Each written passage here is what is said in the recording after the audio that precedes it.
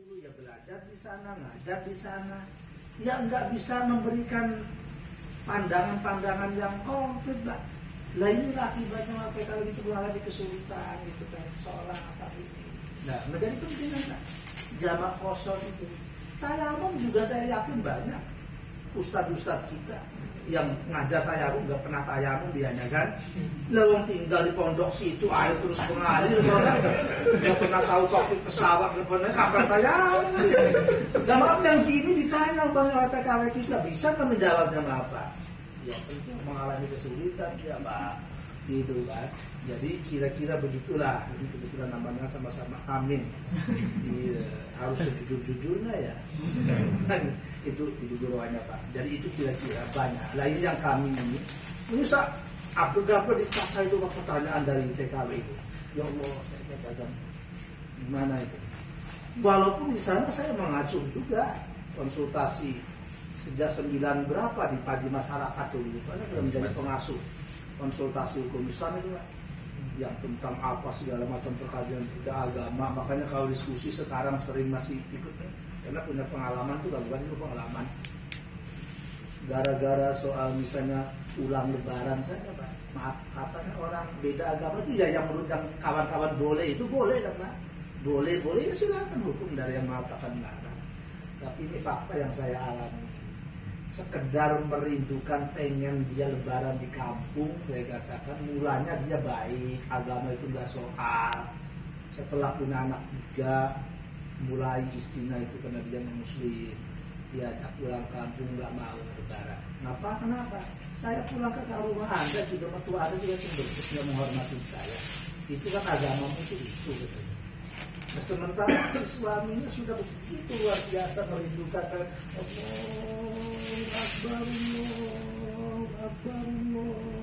Akbar, pengen merindukan itu saja Pak. Nah, lalu pertanyaannya kan, bagaimana hukumnya? Saya harus cerai itu. Kalau nurutin nafsu kan Pak, siapa suruh kamu kawin? Itu kan kalau bahasa marah gitu kan, loh enak aja dulu kamu ngantuk-ngantuk. Ulama yang mengatakan tidak boleh dikatakan kolot segala macam, makan tuh saya. Kalau mau marah kan Pak, tapi kan nggak boleh marah, syariat dari selama. Nah kita carikan solusinya, kadang-kadang berhenti. Seakan-akan telinga ini musik Pak. Ya, saya pernah menghadapi, ya orang kedudukannya tinggi, sama-sama tingginya suami istri. Waduh seru Pak anunya itu, tengkarnya itu. Nah itu kira-kira panunya itu. Jadi keluhan mulai dari ketemu di sini, anunya di sini. Nah inilah yang kira-kira. Oh kalau Anda itu kira-kira ini ada di mana, ini ada di. Ternyata semua itu ada makanya, tergantung tempatnya di mana. Ya kalau di Indonesia tentulah satu itu. Ya. Amin. Kemudian yang kedua, nah tentang pengalaman tadi Pak. Ya kira-kira tentu Pak. Jangankan dia membawa kehidupan sosial ke masyarakat begitu tuh Pak. Saya kira pengantin baru aja juga yang berdua pasti harus butuh pengalaman kan Pak. Iya. Kayaknya begitu kan, apalagi yang lain-lain. Nah lalu kita kira resepnya apa itu? Syariah itu.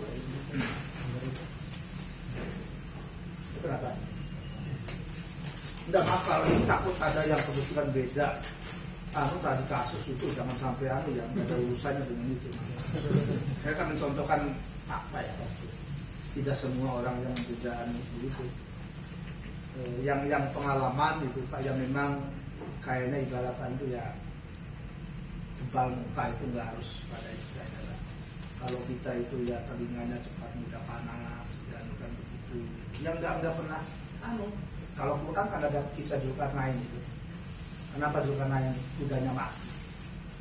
Kan bekas nguru dengar orang ngomong itu. Dia bawa kuda begitu seger, ditaikin oleh Zulkarnain ke jalan. Kudanya sakit enggak? Sehat-sehat. Lalu Anda sakit enggak?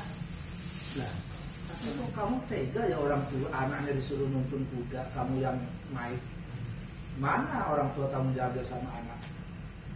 Nah dulu terusik, dia turun, anaknya suruh naik, kamu naik. Jalan lagi orang tanya, loh, kok anaknya naik, bapaknya yang turun? Kapan kamu hormat sama bapakmu? gitu kan. Nah, bingung kan? Ya, naik dua-duanya. Ketemu orang, ditanya, ya kenapa? Kamu itu gak ada kehewanan ya? Kenapa? Masa udah ditaiki berdua? Nah, lalu kemudian turun dua-duanya kan, dituntun bareng. Ketemu orang lagi kamu apa itu nggak sehat apa kan? Udah begitu seger kok gak ditaikin. Nah itu kata. Jadi kan nggak punya pendirian dasarnya. Lalu caranya bagaimana? Saya selalu mengatakan kepada itu, kita itu tidak, intinya jangan mengganggu punya orang lain. Tapi kita punya hak kan. Nah, hak kita itulah yang kita punya. Apa saja selalu mengatakan. Termasuk yang tadi maaf. Silakan beda pendapat itu hak Anda. Cuma kita kan punya hak memilih juga. Nah ini hak pilihan ini. Kalau kita hubungkan dengan Dede ya pilihan Dede itu nggak benar kalau Dede nggak bermacam ya macamnya Dede itu kan. Gitu Pak. Nah, tetapi ini hak kita gitu maksudnya itu. Karena apa? Mungkin orang-orang seperti Pak Abdul Samad ini Pak maaf nggak akan bisa dibendung kalau sudah punya kemauan. Kalau dia ikut kepada yang lain, maaf nggak ada Dede itu kira-kira begitu kan? Apa buktinya maaf? Cek aja sejarahnya. Mana lembaga begitu yang paling pertama didirikan? Ya maaf dari sisi itu ya. Organisasi besar pun nggak ada Pak yang punya lembaga baru muncul belakangan ini. Misalnya. Jadi kita ngambil positifnya saja. Bukan berarti kita tidak menghormati yang ada. Itu silakan anggap tidaknya itu. Dompet apa kemampuannya di sini. Kreativitas seperti Jenas Eri Sudewo. Kalau Eri Sudewo itu harus sudah umpamanya ngikut kepada tidak akan muncul dompet apa itu. Nah biarlah tunas-tunas itu muncul. Nah saya itu jujur cuma itu saja Pak. Kira-kira senganukan sepanjang Anda itu melaksanakan tidak melarang melanggar agama, tidak melanggar undang-undang negara. Sekaligus menjawab yang itu moto saya itu Pak, taat kitab suci, hormat konstitusi. Ya, Pak. Dan saya ini penatar P4 juga Pak. Iya. Hafal undang-undang dasar 45. Belum tentu Bapak kalah lomba dengan saya. Kalah. Ya tidak itu. Saya carikan terus masuk kemarin. Kita ini mau membangun tujuan berbangsa dan negara itu kan jelas kan, memajukan kesejahteraan umum, mencerdaskan kehidupan bangsa. Tidak ada yang berlawanan dengan agama ini sama sekali. Ya, sa'adatud darain. Bahasa agamanya itu. Tidak ada masalah biarkan gitu kan. Sama-sama apa. Jadi saya ingin mendewasakan itu saja lah. Jadi individual itu nggak selalu salah. Kapan berjamaah, kapan individual. Yang salah itu tadi itu. Jadi saya membahasakannya ketika memimpin organisasi itu. Tanya juga kawan, kamu mau bikin apa lagi? Yang ada saja belum beres, bikin lagi. Enggak. Kita ini anggap hidup di Jakarta. Banyak mobil jenisnya macam-macam. Asal profesional supirnya jangan tabrakan. Solo itu saja kan, jangan tabrak, jangan ditabrak. Itu saja. Intinya kita kan berbuat yang sama untuk bangsa dan negara ini. Kan milik bersama gitu. Kalau kawan-kawan yang itu saja boleh kan, yang lesbi aja menuntut haknya, kok masa yang tidak lesbi nggak boleh menuntut haknya?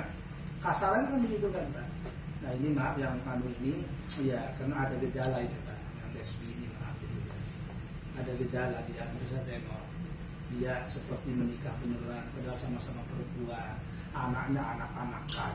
Dan saya ingat itu, ayo mari kita pacaran daripada pacar beneran punya anak-anakan. Nah, kok teringat memori itu zamannya Pak Harmoko dulu Menteri Penerangan. Oh itu dilarang lagu itu. Nah sekarang kan muncul Pak. Nah kita kan bagi itu haknya dia. Tapi kalau orang yang tanya hukumnya tentu saya beritahu kan. Kalau saya sudah membenarkan. Kenapa nggak membenarkan? Ya karena masalahnya itu nggak ada keturunan mati-mati. Dan saya pernah diskusi dengan Sekjen Maria Pak. Iya. Itu Sekjen Maria.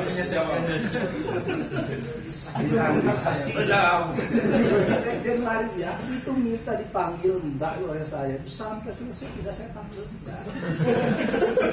Kapan Bapak menghargai saya? Itu kan Anda hak Anda. Ya kan kami semua ngamin semua. Tidak ada yang sulit kok saya kata. Sama-sama memegang hak gitu kan. Jadi kita diskusi. Tapi akhirnya waktu terakhir Pak, saya minta ya dengan Anda. Kebetulan tamatan madrasah aliyah. Waduh, saya itu konsultan di salah satu madrasah yang lebih unggulan Pak. Mungkin baru satu-satunya sekolah tingkat SMP yang dikunjungi Pak SBY. Ya, alhamdulillah madrasah yang saya jadi konsultan, bukan saya yang hebat Pak, bukan. Tapi saya di situ konsultan agamanya. Nah, karena dia bahasa Jepangnya juga nomor 3 Pak. Jadi mungkin satu ketika ada yang kuliah ke sini Jepang itu dari madrasah itu. Ini kembali ke sana tadi. Jadi itu Sekjen Maria itu umurnya lebih tua dibanding saya. Terakhir saya minta sama Anda satu, tapi yang jujur gimana? Coba apa yang Anda cita-citakan di sisa hidup? Karena Anda itu umur 57 waktu itu saya bilang. Rata-rata orang Indonesia cuma 61 meninggal. Jadi Anda tinggal 4 tahun lagi.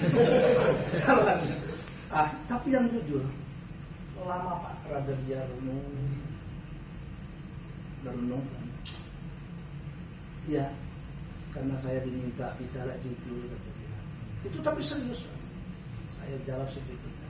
Saya pengen kembali ke jati diri saya sesungguhnya.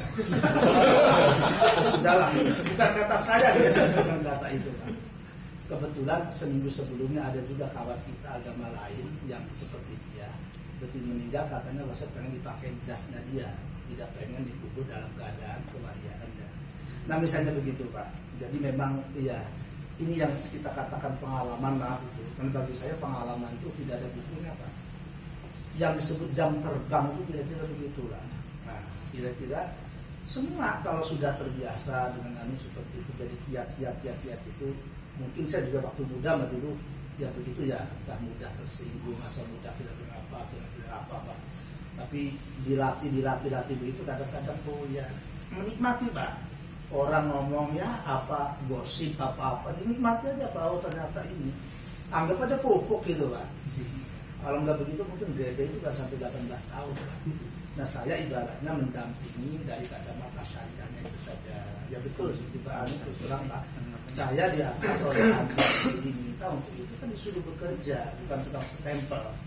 Selama menurut saya itu artinya tidak dimungkinkan, maka saya katakan tidak.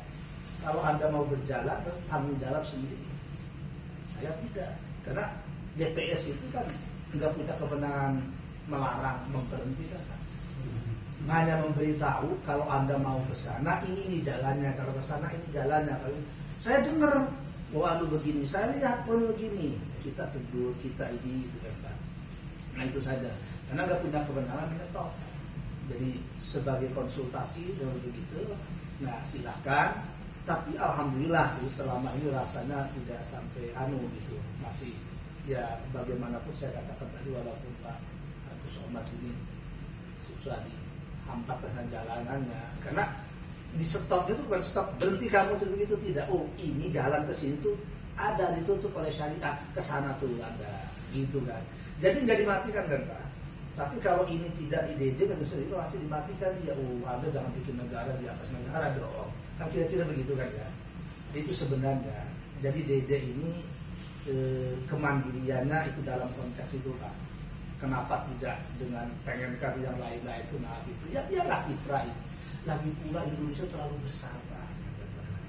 Terlalu besar. 240 juta Pak.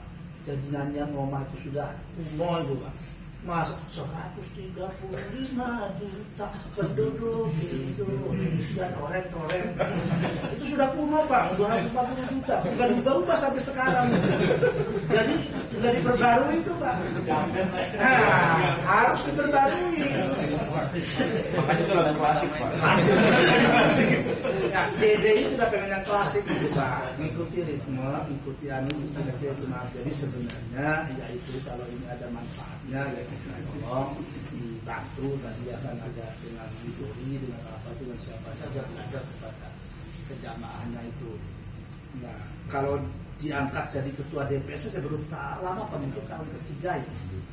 Kalau dulu ketua DPS-nya yang sekarang Mensos itu ya iya Pak Salim Segaf sebelum Mensos dulu ya sebelum berpartai beliau Pak sudah berpartai nggak boleh DD itu Pak menghindari hal-hal yang berkepentingan makanya kami